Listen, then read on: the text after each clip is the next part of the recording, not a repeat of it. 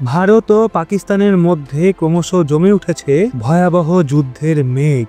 America পাঠাচ্ছে সৈন্য সহায়তা, ওদিকে চীন, বাংলাদেশ, তুর্কি পাকিস্তানের পাশে আছে বলেছে। সেখানে অর্ধেক পৃথিবী আজ ভারতের সঙ্গে এসে দাঁড়িয়েছে। কিন্তু এই উত্তেজনার পরিবেশের মধ্যেই এমন এক দেশের নাম উঠে এসছে যাকে বলা হয় ধ্বংসের প্রতীক। একটা নাম, একটা এমন নাম যার উচ্চারণেই কাঁপে পুরো দুনিয়া। হ্যাঁ, সেই দেশ হলো উত্তর কোরিয়া এবং সেই দেশের এক নায়ক কিম জং উন। ভারত পাকিস্তানের এই ভয়াবহ সংঘর্ষের মাঝে উত্তর কোরিয়ার স্ট্যান্ড নিয়ে এক বিশাল আপডেট সামনে এসছে। প্রশ্ন উঠছে, যদি সত্যি ভারত ও পাকিস্তানের মধ্যে যুদ্ধ বেঁধে যায় তাহলে কি করবে কিম জং উন? সেই কিম যাকে একসময় পাকিস্তান পারমাণবিক বোমা বানাতে সাহায্য করেছিল, সে কি এবার পাকিস্তানের সেই ঋণ শোধ করতে আসবে, নাকি সে ভারতের সঙ্গে ঝামেলা করার সাহস দেখাবে না? সেই কিম জং উন যে কোনো মার্কিন প্রেসিডেন্টকে তুলনা করতে ছাড়ে না। সে এখনো পর্যন্ত ভারতের প্রধানমন্ত্রী মোদির বিরুদ্ধে একটা শব্দ পর্যন্ত বলেনি। ভারত কি উত্তর কোরিয়াকে এমন কোনো সাহায্য করেছে যার জন্য কি আজও কৃতজ্ঞ? ভারত কেন উত্তর কোরিয়াকে সাহায্য করে যখন তার মিত্র আমেরিকা, জাপান এবং দক্ষিণ কোরিয়া বিরক্ত হয়? ভারতের আর কিম জং উনের মধ্যে এমন কি গোপন সম্পর্ক রয়েছে যা দুনিয়া জানে না? তো এই যুদ্ধ পরিস্থিতির ফায়দা তুলে ওই কিম জং উন কি বিস্ফোরক পদক্ষেপ নিতে পারে? এত দিনে কেন সে মোদির সঙ্গে কোনো সংঘাত তৈরি করেনি? ভারত পাকিস্তান যুদ্ধ এখন আর কল্পনা নয়, এ এক বাস্তব চ্যালেঞ্জ। দিল্লিতে জারি হয়েছে হাই অ্যালার্ট। প্রধানমন্ত্রী মোদি একের পর এক জরুরি বৈঠক করছেন। সেনাবাহিনীকে দেওয়া হয়েছে সম্পূর্ণ স্বাধীনতা। সীমান্তে উত্তেজনা তুঙ্গে, আকাশে গর্জন করছে যুদ্ধ বিমান, ট্যাঙ্কের গর্জন আর মিসাইলের মোতায়েন যুদ্ধের প্রস্তুতি সম্পূর্ণ করেছে। আলোচনায় এসছে তৃতীয় খেলোয়াড়, উত্তর কোরিয়ার এক নায়ক কিম জং উন।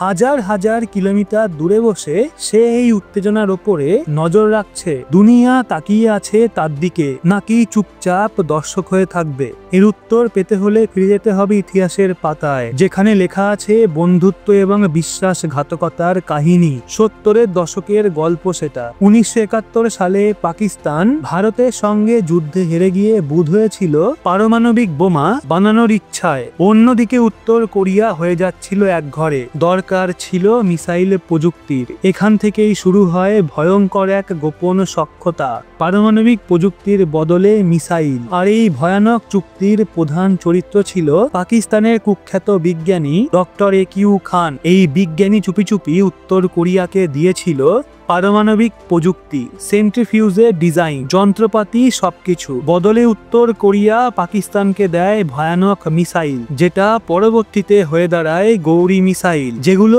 ভারতের ভেতরে আঘাত হানতে সক্ষম। 1990-এর দশকে পাকিস্তান রুদং মিসাইলের ওপর ভিত্তি করেই তৈরি করে গৌরী। এই গোপন লেনদেন দুখানা দেশকে করে তোলে ভয়ঙ্কর অস্ত্র শক্তিতে সমৃদ্ধ। ওই কিম জং উনের বাবার সময় থেকেই উত্তর কোরিয়া আর পাকিস্তান হাত মিলিয়ে চলেছে। সম্প্রতি উত্তর কোরিয়া দেখিয়েছে যে তার মিত্রদের যুদ্ধে সাহায্য করতে পিছপা হয় না। 2023 সালে রাশিয়া ইউক্রেন যুদ্ধ চলাকালীন উত্তর কোরিয়া রাশিয়াকে দিয়েছিল বিপুল পরিমাণ গোলাবারুদ এবং মিসাইল। ইউক্রেন প্রেসিডেন্ট জেলেনস্কি জানিয়েছিলেন যে কিয়েভে যে মিসাইল পড়েছিল সেটা তৈরি হয়েছিল উত্তর কোরিয়ায়। ইরান ইরাক যুদ্ধে উত্তর কোরিয়া ইরানের পাশে দাঁড়িয়েছিল পাকিস্তানের সঙ্গে মিলে। কিন্তু এই গল্পে টার্নিং পয়েন্ট আসে 2002 সালে, যখন একিউ খানের কেলেঙ্কারি ফাঁস হয়। দেখা যায় শুধু উত্তর কোরিয়া নয়, ইরান এবং লিবিয়াকেও সেই পারমাণবিক প্রযুক্তি বিক্রি করা হয়েছে। গোটা দুনিয়া কেঁপে ওঠে, আমেরিকা হতবাক হয়ে যায়। সেই বিজ্ঞানীর গ্রেপ্তারের পরও পাকিস্তান তাকে আন্তর্জাতিক তদন্তে দেয়নি। এই ঘটনার পর জাতিসংঘ উত্তর কোরিয়ার ওপর কঠোর নিষেধাজ্ঞা চাপায়। এখন উত্তর কোরিয়ার পক্ষে প্রকাশ্যে অস্ত্র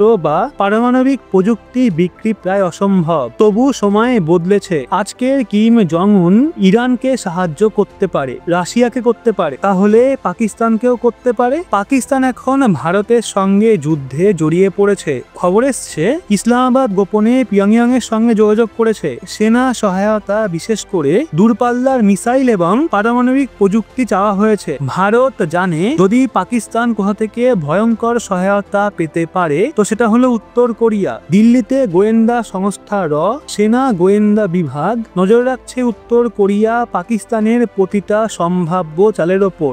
আমেরিকার সিআইএও আগের থেকেই সতর্ক করেছিল। ভারত কূটনৈতিক সম্পর্ক ব্যবহার করছে কিম জং উনকে স্পষ্ট বার্তা দিতে। মস্কোকে অনুরোধ করা হয়েছে যাতে তারা পিয়ংইয়ংকে নিয়ন্ত্রণে রাখে। পাকিস্তান এবং উত্তর কোরিয়ার সম্পর্ক দাঁড়িয়েছিল স্বার্থ আর লেনদেনের ওপর। অন্যদিকে ভারত উত্তর কোরিয়ার সঙ্গে এক আলাদা সম্পর্ক গড়ে তোলে। এই সম্পর্ক শুরু হয় 1973 সালে, পুরোপুরি কূটনৈতিক সম্পর্ক হয়। ভারত গুট নিরপেক্ষ নীতির পথ ধরে উত্তর কোরিয়ার সঙ্গে বন্ধুত্ব রাখে। 1950 সালে কোরিয়ান যুদ্ধেও ভারত কোনো পক্ষ নেয়নি, বরং আহতদের সাহায্য করতে মেডিকেল টিম পাঠায়। এই মানবিক ভূমিকায় উত্তর কোরিয়ার কাছে ভারতকে সম্মানজনক করে তোলে। দুর্ভিক্ষ, বন্যা বা করোনা সব দুর্দিনেই ভারত উত্তর কোরিয়াকে সাহায্য করেছে। লক্ষ লক্ষ ডলারের মানবিক সহায়তা পাঠানো হয়েছে। এমনকি করোনার সময় দুনিয়া যখন দূতাবাস বন্ধ করেছিল, ভারত তখনও উত্তর কোরিয়ায় নিজের দূতাবাস বন্ধ করেনি। 2024 সালে ভারত পুরোপুরি দূতাবাস খুলেছে।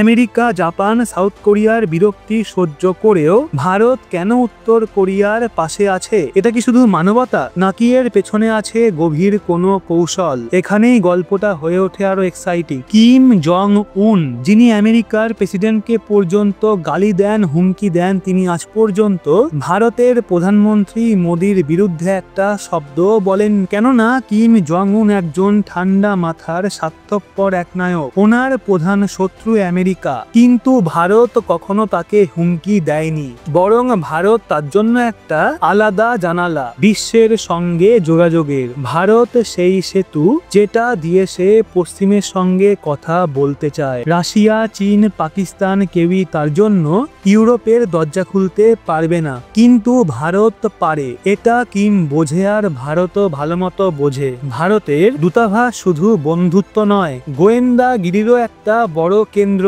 পিয়ংইয়ংয়ে বসেই ভারত নজর রাখে পাকিস্তান উত্তর কোরিয়ার প্রতিটা গতিবিধির ওপর। 2018 সালে কিম জং উন ভারতকে আশ্বাস দিয়েছিল যে তারা এমন কিছুই করবে না যাতে ভারতের নিরাপত্তা বিপন্ন হয়। এটাই ভারতের কূটনৈতিক জয়। একবার কিম কাশ্মীর ইস্যুতে পাকিস্তানের ইশারায় কিছু বলে ফেলে, কিন্তু ভারত তার বিদেশমন্ত্রীকে এত কড়া জবাব দেয় যে এর পর থেকে আজ পর্যন্ত কিম ভারত বিরোধী কিছু বলেনি। আসলে উত্তর কোরিয়ার পাঠ্য বইতে ভারতকে বলা হয় মহান দেশ, পশ্চিমকে বিশেষ করে আমেরিকা, ইউরোপকে বলা হয় শত্রু। যদি ভারত পাকিস্তান যুদ্ধ হয়, কিম জং উন সেক্ষেত্রে কি করবে? সে কি পাকিস্তানের পাশে দাঁড়াবে যে তাকে পারমাণবিক বোমা বানানো শিখিয়েছে, নাকি ভারতের সঙ্গে থাকবে যে কঠিন সময়ে বন্ধুত্ব রক্ষা করেছে? সব দিক দিয়ে বিচার করলে উত্তর পরিষ্কার যে কিম জং উন ভারতের সঙ্গে পাঙ্গা নেবে না। পাকিস্তানের পাশে দাঁড়িয়ে সে নিজে ডেকে আনবে বড় বিপদ। সে হয়তো যুদ্ধ থামানোর কথা বলবে, কিন্তু সরাসরি যুদ্ধের অংশ হবে না। পাকিস্তানের পাশে দাঁড়ানো মানেই ভারতের সঙ্গে সরাসরি শত্রুতা। জাতিসংঘের স্যাংশন এবং একিউ খান স্ক্যান্ডালের পর পারমাণবিক সহযোগিতা অত্যন্ত ঝুঁকিপূর্ণ। যেহেতু চীন, রাশিয়া প্রভাবশালী, সেক্ষেত্রে কিম তাদের কথাই শুনবে। রাশিয়া ভারতের বন্ধু। কিম জং উনের প্রধান লক্ষ্য ওনার দেশ এবং ক্ষমতা। দক্ষিণ এশিয়ার যুদ্ধ নিয়ে আমেরিকা বা সাউথ কোরিয়াকে সুযোগ দিতে চাইবে না। সুতরাং যারা ভাবছে যে কিম পাকিস্তানকে সাহায্য করবে, তারা ভুল করছে। পুরনো বন্ধুত্ব এখন ইতিহাস। আজকের দিনে ভারতের কৌশলগত গুরুত্ব তার কাছে অনেক বেশি। এটাই ভারতের কূটনৈতিক ক্ষমতা, স্বাধীন পররাষ্ট্রনীতি এবং সময় মতো দেওয়া বন্ধুত্বের দামে ভারত এখন এমন জায়গায় পৌঁছেছে যেখানে কিমের মতো এক নায়কও ভারতের সঙ্গে পাঙ্গা নেওয়ার আগে 100 বার ভাববে। তো বন্ধুরা, এই বিষয়ে আপনার কি মনে হয় সেটা কমেন্টে অবশ্যই জানান, এবং ভিডিওটা ভালো লাগলে লাইক করে শেয়ার করুন আপনার বন্ধু বান্ধবদের। সেই সাথে এরকমই লেটেস্ট ইনফরমেটিভ ভিডিও পেতে সাবস্ক্রাইব করে চোখ রাখুন রহস্য বাংলার পর্দায়।